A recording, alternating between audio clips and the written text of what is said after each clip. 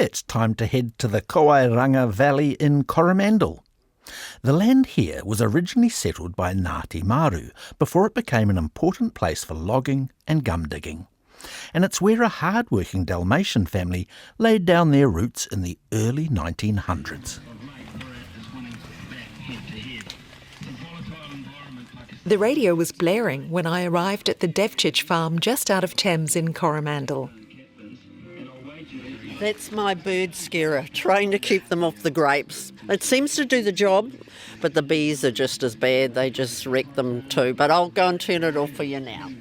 Lorenza Devcich is a bird lover, just not of the sort that want to peck on her grapes. Does that work? It must work. It does. It's the worst talkback station I could find, a sports talkback station, and it works all around the immediate area, but where you get it a little bit more faint, they still come in. Tell me about these grapevines, Lorenza. They look ancient. They are. I've worked it out. They've got to be 80 plus years. Because I can remember as a child coming over here when my grandparents, built the house and walking under the grapes, and they just look like this. So I won't go into my age, but I can say that they must be 80 plus. And the grapes themselves, they still produce like crazy, like big bunches and a lot of them. Otherwise I wouldn't bother pruning them all and caring for them as much, but unfortunately I don't get much of the crop because everything else beats me to it before it gets ripe. Were these originally used for making wine? Yes, I'll cover that when we go in the wine shed where they made port and sherry. They are Lorenza's forebears, who arrived in New Zealand early last century from Dalmatia, the coastal part of present-day Croatia. They were among the many Dalmatians who brought their farming skills to New Zealand. This cluster of rustic buildings is no longer the hub of a working farm, but it gives you a glimpse into the Devcich family's busy operation over 3 generations last century. I had major clean-ups here when I took over. It was so run down. I've had to pretty much rebuild all the sheds. This is probably one of the still original ones here, is the old tool shed, and that's the blacksmith shop in there. So I can remember my uncle having a horse tied up here when I was just a young girl and had the blacksmith shop running, and he was putting a shoe in there to heat it up and then a bucket of water to dip it in and then shape it. Lorenza is the granddaughter of Shimon and Matija Devcich. Shimon arrived in New Zealand from Podgora with his 2 brothers Marian Anton and Nikola just after the turn of the 20th century. They worked their way up through gum digging and trading and into farming, buying this block, much bigger then, in 1915. My grandfather and his 2 brothers, they came from Yugoslavia to escape the army. And even for years after, the young men would leave, because as soon as they got of age, and it was quite young, I think about 16, they would get thrown into the army. Grandfather turned up in 1903. My grandmother arrived in 1913. It was arranged marriage for her, and she came out and met the chap and said, no way, no, I'm not going to marry you. That would have been quite something in those days. It would have been. And so she was staying at a boarding house that was run by my grandfather's sister and her husband, and they let my grandfather know that there was this lovely lady come out from Croatia that had refused her husband to be, and get yourself up here and meet her. And that's how it happened. The farm, mostly dairy at first, became a hub for all the activity further up the valley, logging and collecting gum from the Kauri forest. And this was your grandfather's This shop? was my grandfather's shop.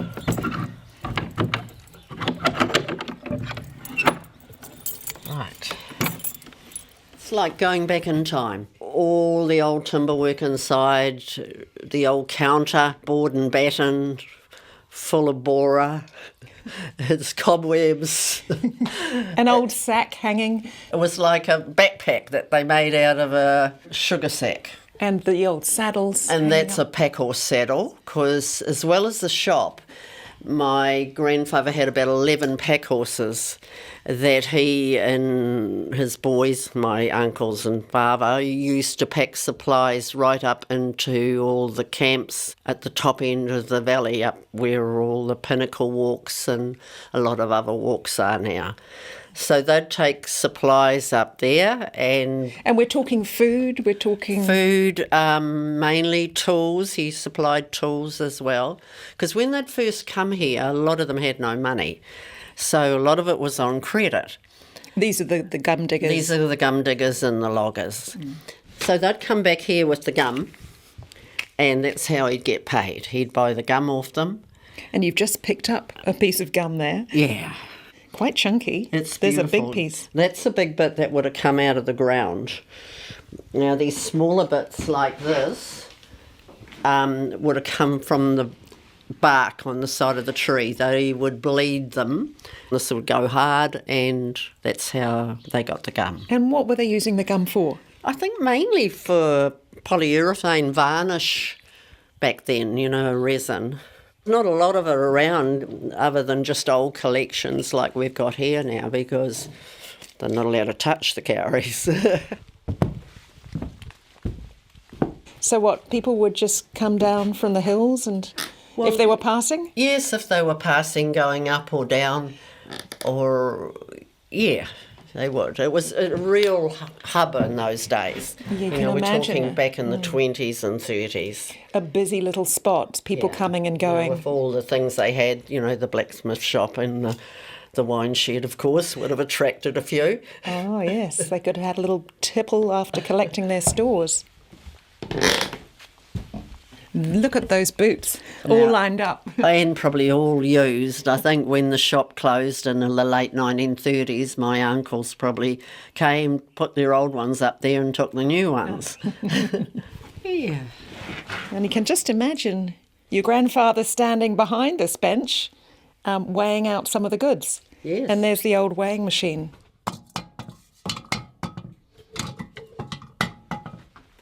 There's a book here called The National Ready Reckoner. Your grandfather would have used this for calculating how much he's owed by his various debtors. That's Gabby. Gabby's waiting at the door for us. This is the peahen. Yes. Among the sheds on this farm, there are the birds. Peacocks, pheasants, doves, guinea fowl and emus. They're among 100 or so creatures that Lorenza has collected over the years to fill the remnant paddocks of the original farm, including her llamas. Come on, girls. The one here on the left, that is our Stella. Hello. Stella's quite interested in the microphones too. That one coming towards you is Abby. That's Libby. The llamas are a bit shy of me, the stranger today, and even the Highland cows with their long horns aren't tempted by the feed bucket. Come on. You better hurry up before those cows come over and beat you to The it. Devcich farmstead is listed as a place of special significance with Heritage New Zealand, Pohere Taonga. There are plenty of sights and even smells of the past here, especially in the old winery. By the guinea fowl. Ivan was my father, and he took over the making of the wine from his father. Dalmatian immigrants were among New Zealand's winemaking pioneers. Many of their descendants are still involved in the wine industry. The Devchiches were producing from the late 1920s. Historic implements like a wooden fermenting vat and old copper and barrels line the walls. So this building here was built in 1931. Prior to that, they used to brew down in the basement of the house. Wow. So that is the label. Golden Valley wines. Golden Valley wines, that's what they traded under. And there's probably the last standing bottle of sherry up there. Still with some sherry in it. It hasn't been touched. And maybe it could even be one of the ones that I bottled, because my job Here was the dog's body. I had to wash all the flagons and sterilise them and then come into this area and fill them and label them and put the little cap on them. The sherry and the wine was all made from grapes grown on the property? They were, yeah. So all the beautiful big black Albany Surprise, I think it's called, that are still there producing. And we've got some barrels there in the corner which look like they could almost still be holding some liquid, or not? No, but I can give you a sniff of one of them. This one here had the sherry in it. And it's really quite awful stuff. It's still quite pungent. Yeah, it is. And as a teenager, it put me off wine for ages until they brought in all the nice Sauternes and white wines. Dad gave up the licence here in about 1975. Maybe because he lost his main worker by then. I moved away and out of town, and yeah, I'm not sure whether he just had enough of it. He was very small time.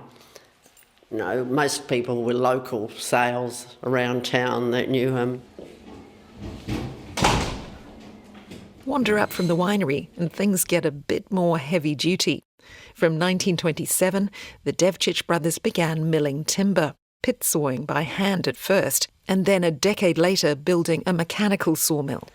Right, this is the mill here, and some of the remnants here of the old logs. And there's still the blades. Yeah, everything's still here. Like as when they turned it off in the 80s. So yes, that's where they used to put the logs on here off the trucks, roll them onto the big trolley there, and it winch it through the blades. And where was the timber going? They supplied the local council and even up to Auckland back in that time. I can't imagine a day in the life of the Devcich family. It must have been very busy. It was busy, yeah. I didn't experience all that part of it. Everything, was a little bit quieter because it was just farming, when I was born. But back in the day, they would have had the mill running, they would have had people popping into the trading post, somebody shoeing a horse in the blacksmith, collecting the grapes perhaps even, for some winemaking in the early days. Yeah, that was always big, when it was time to pick the grapes and prune them.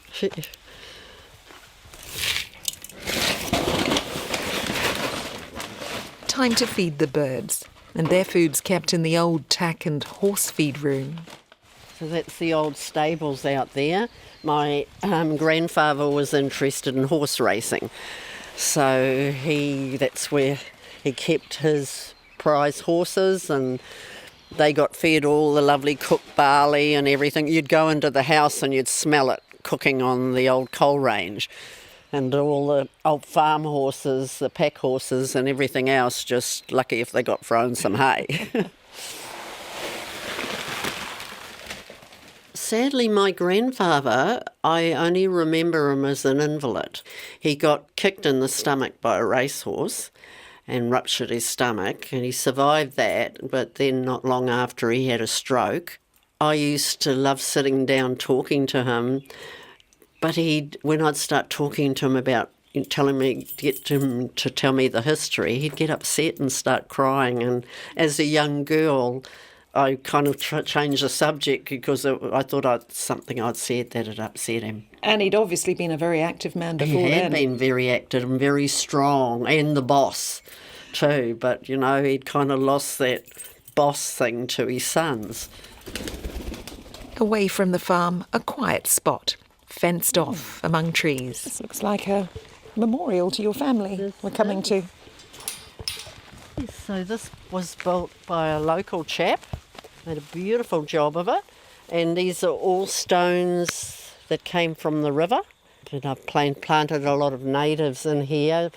One tree for all those that passed. 6 kauri for the men, kowhai and other natives for the women. And a headstone. It needs a good clean, actually.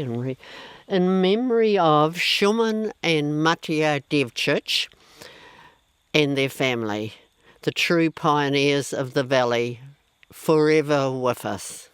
Lorenza Devcich at the historic family farm just out of Thames in Coromandel. Take a look at the sheds and winery on our webpage. And sadly, Duncan, Lorenza tells me after my visit that the recent storm has done some damage to the vineyard. She's hoping the affected vines have survived.